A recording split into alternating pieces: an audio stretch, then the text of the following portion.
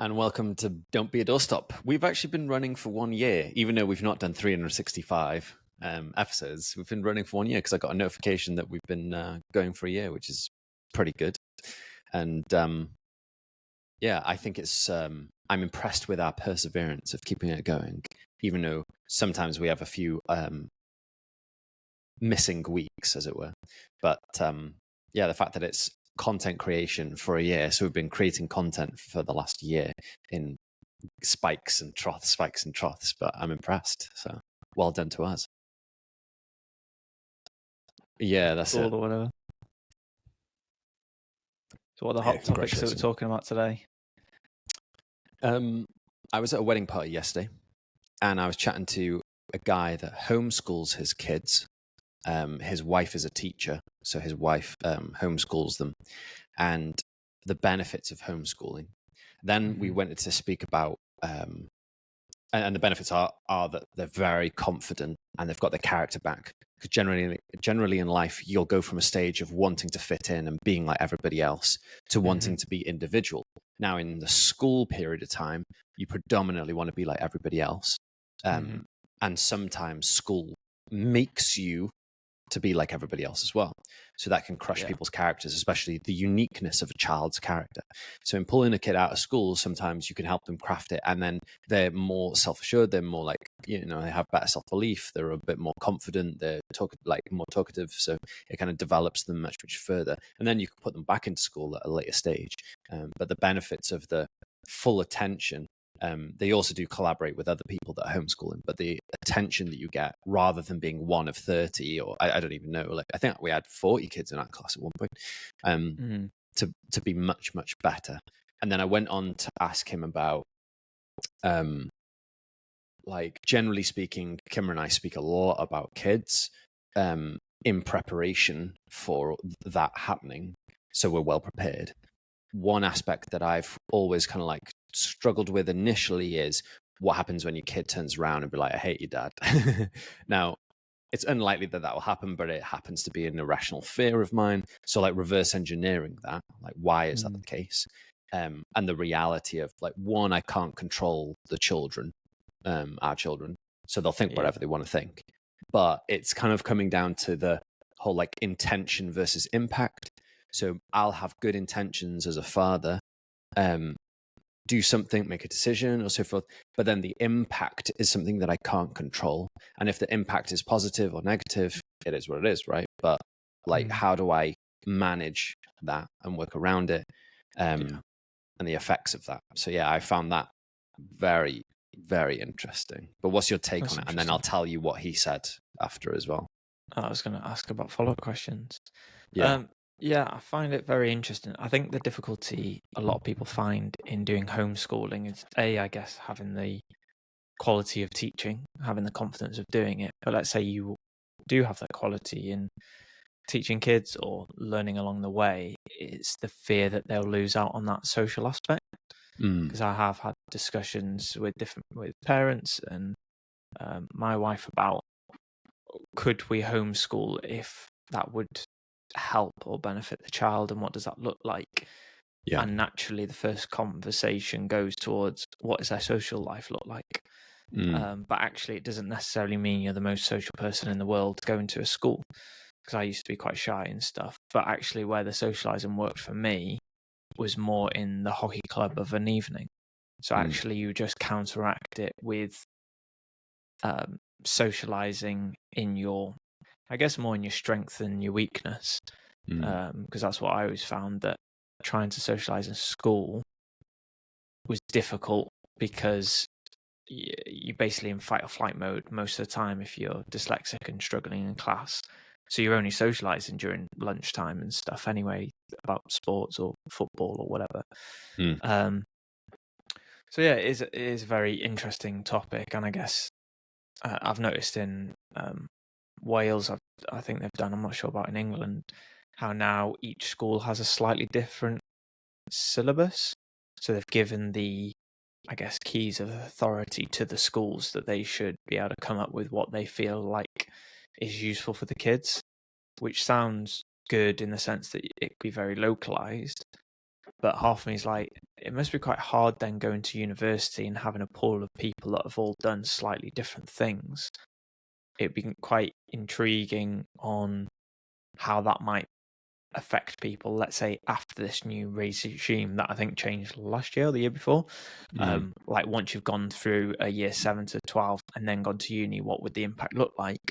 But equally, I don't know, it might be able to integrate with more of the local maybe businesses or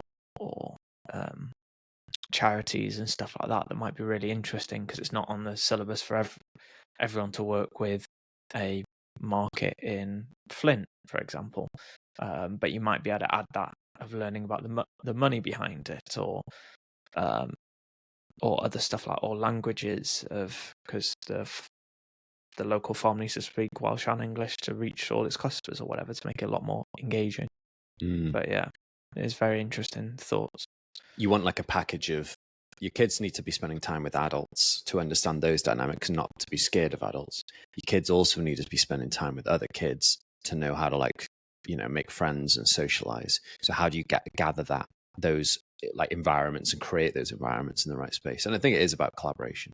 And similar with like, how do you interact with adults? Well, go out and do tasks, right? So you go to the shop to buy something, or you jump on the bus and you get the child to like ask for the bus ticket or whatever it is.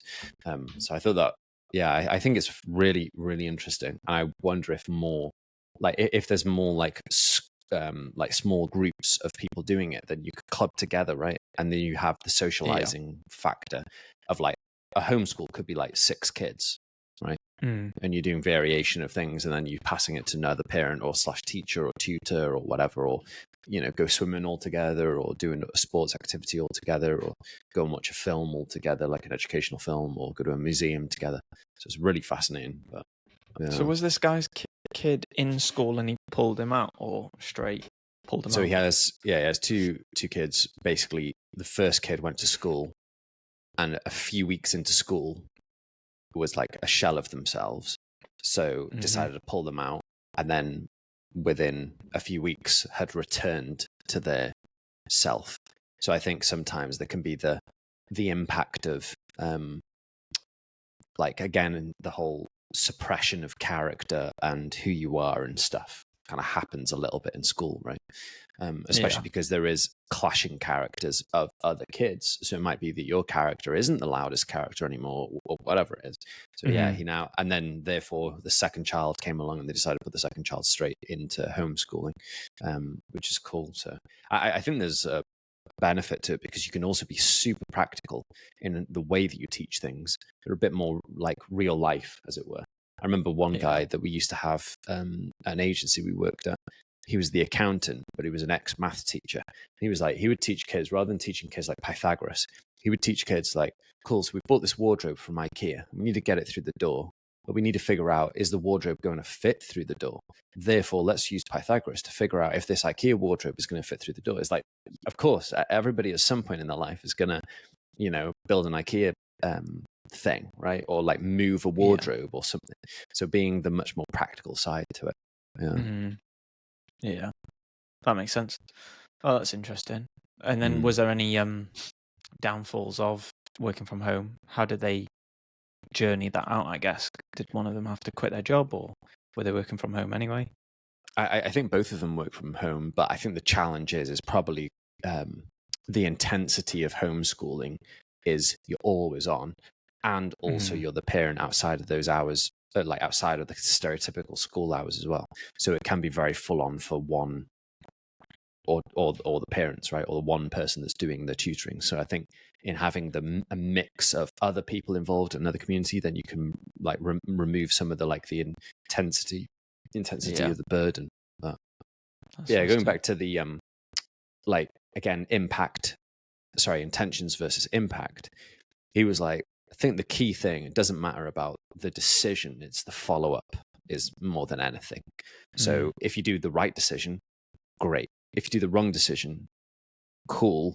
But like, how are you going to tell? It's like it's the follow-up of like, so what did you think? So firstly, it's like, can you include them in the decision? And I think like sometimes adults think we need to be adults, therefore we'll make a decision on behalf of our kids and then play it out. For example, like moving areas or whatever. So if you're able to include the kids, you respect them and give them like a sense of authority, or like respecting their like Judgment. essence, right? Like them as people, right? Them as individuals that you've kind of like crafted together. And likelihood is that they will have good ideas, and they'll have different ideas, which are some things you won't have thought about. And it might be that they don't want to move because they much prefer it here or whatever. So including them in the decision. Then secondary to that, which including them in the decision does probably help with lowering the negative impact. Then once you have made a decision, if you're going to make it without them, asking them, so we've decided this thing, what do you think, right? And including them in the follow-up, then you're able to gauge whether or not it's positive for them or negative for them. You can kind of like speak through things with them. And then going back to my irrational fear, which I think I've slowly gotten rid of, which is basically the whole, they're going to hate you. Well, at least if you're able to discuss it and also remove your ego from the whole process, then hopefully at the end, your kids aren't going to say, I hate you. They'll be like, I disagree with you, or I don't like this. So I think if you have a baseline of, I don't want my kids to fear me, I want them to be okay challenging me, but respectfully, in the same way that I would challenge somebody else respectfully, then that's a good baseline. And we're all included in a decision-making process, so we can have the best outcome. And then if need be, like, and when appropriate, like following up, then that means you're not going to have like the hardcore edges of the thing.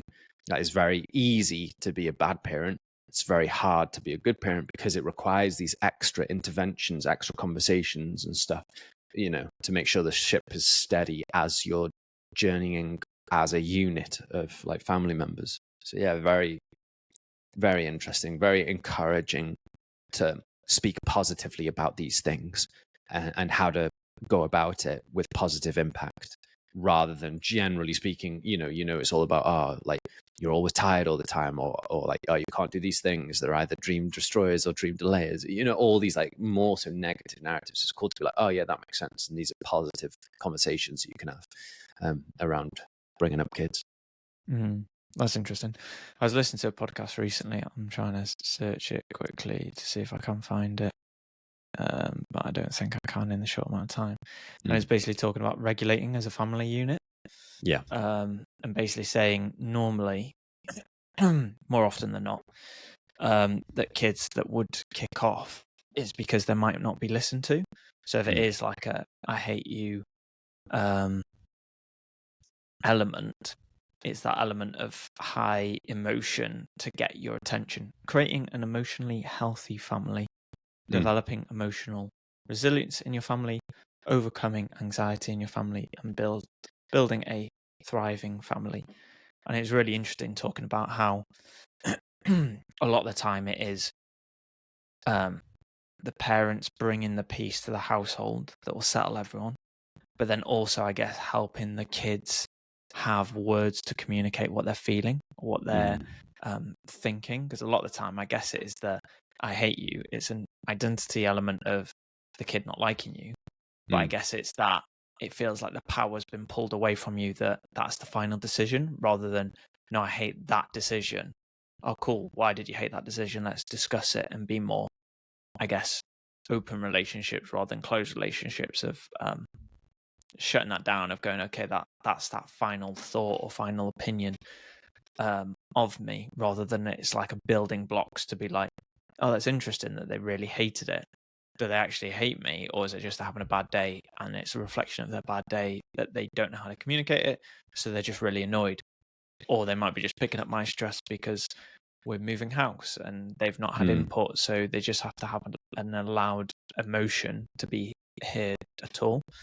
But I thought it was a very, very fascinating podcast, because it's basically saying how it was going through this couple's lifestyle and how basically if they weren't regulated as a couple, it's as if everything goes wrong. Like the kids will be a bit like aggy with them, like the pets might be playing up a little bit more. I don't know how you receive emails or letters in the door or interacting with your community. Everything just feels a little bit more on edge, rather than if the couple's settled, it's as if the household has like this inner peace that then can deal with whatever comes up with it. If the house goes wrong, it's more of a problem solving, or let's have a laugh and joke around it, rather than, oh, it's another thing, it's another weight on my shoulders that's frustrating me because there's this kid that's crying, there's this that's happening, the dog's pooing indoors or whatever it is. And it sort of felt like it was the ebbs and flows of, if they weren't regulated, a lot of the time the whole household wouldn't, because they would be setting the temperature. I guess it's similar to the workplace. Like if you've got a manager that's super intense, it makes everyone feel like they are walking on eggshells. And it is that recognizing if you are in a place of I guess power, if you know it or not, from a place of authority, I guess, from parents to managers to directors to owners. Sometimes people don't realize that you might be picking up on their day-to-day emotion, that maybe they're going through a breakup at the moment, but you don't know that because sometimes some people don't want to open about that. But there is this tension that people can sense and feel. It's as if you're radiating whatever you aren't talking about and stuff. So it is very fascinating that, I guess, it's creating those safe zones and spaces that kids can interact with you, and understand that you might be in the wrong if you're angry and did something bad. It wasn't because you're angry at them, it was something else triggered you to be angry, and then you yelled at them. And it's holding, I guess, that authority and responsibility, that it's not always just the kid's fault for being annoying, because actually the kid is learning regulation, it's learning communication, it's learning attachment, all from you. While if you're teaching it wrong, or teaching it to be short-tempered or whatever, you can't really blame it, because it's just picking up what you're doing to some extent. They typically say that your kids are like mirrors of your characteristics initially. So if you're more snappy and angry, then they kind of pick it up as that's the norm.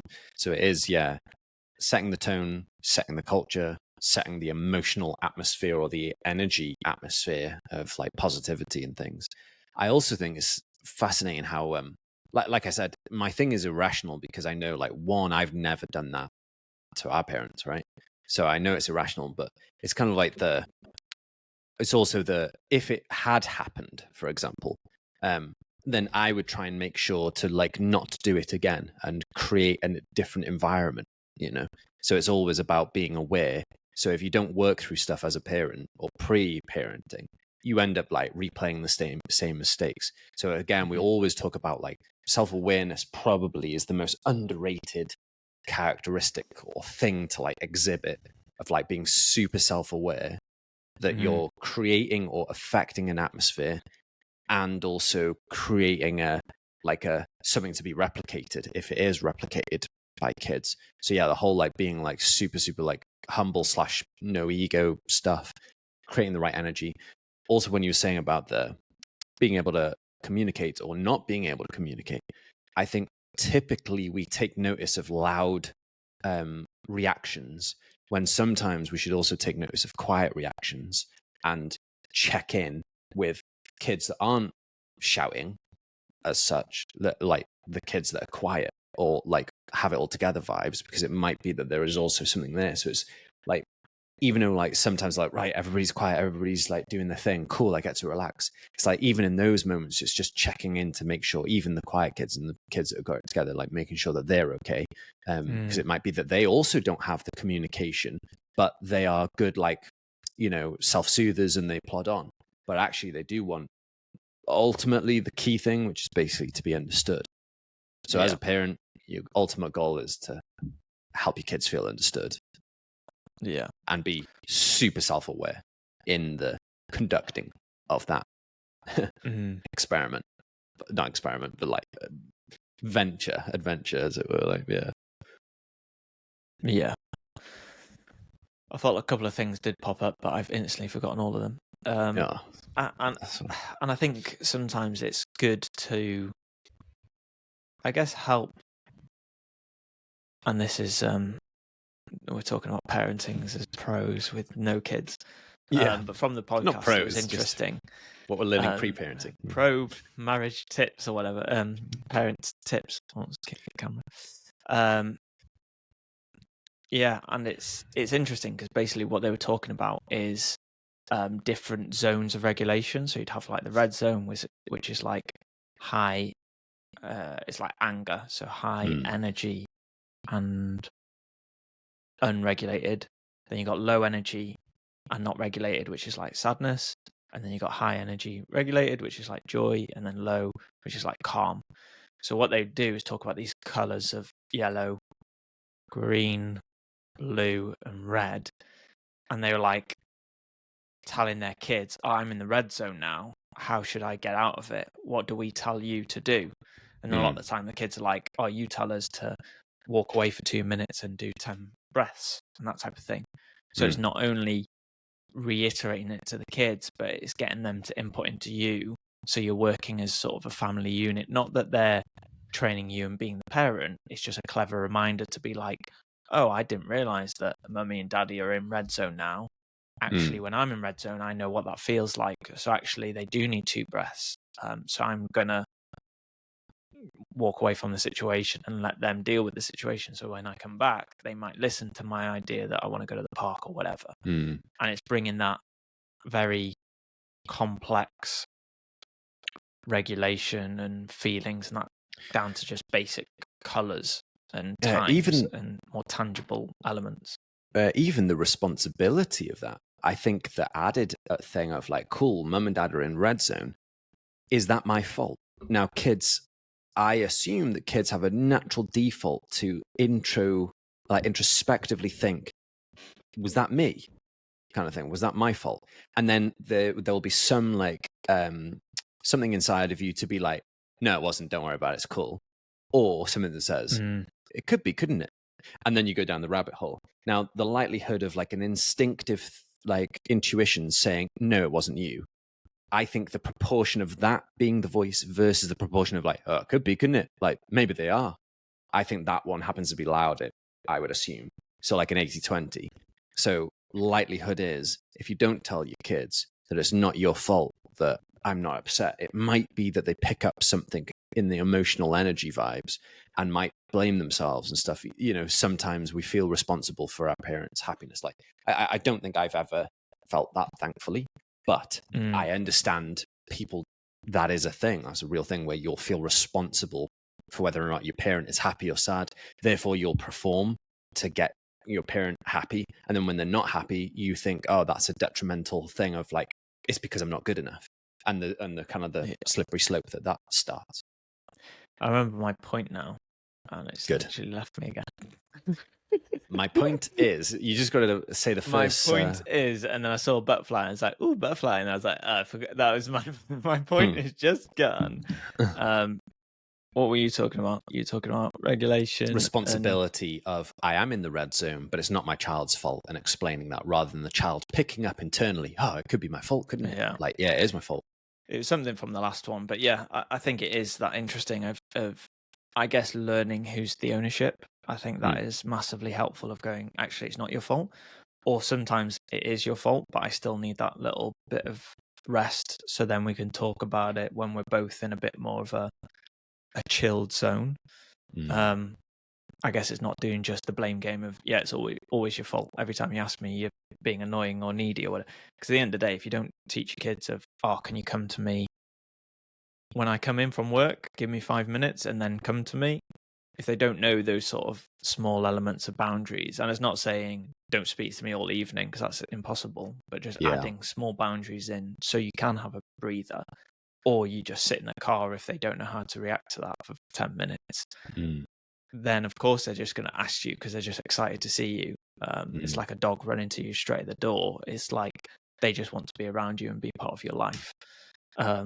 So it is difficult sort of adding those little things in just to keep yourself insane and not, I guess, snap at them.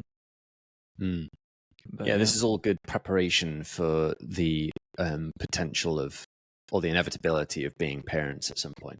And I think it's funny, isn't it? Because you probably don't hear many many non-parents speaking about this stuff. But I want to speak about this stuff more, and I like speaking about it so you can be well prepared. Like, you want to be prepared before coming in to think, of course, you can never be 100% prepared. new things get thrown at you. But like anything, like it's natural to want to do good at something, especially with the impact of another human being. So you want to try and do your best by speaking about it and being open about the challenges and the approaches that you will create, aka plan the culture before it happens, right?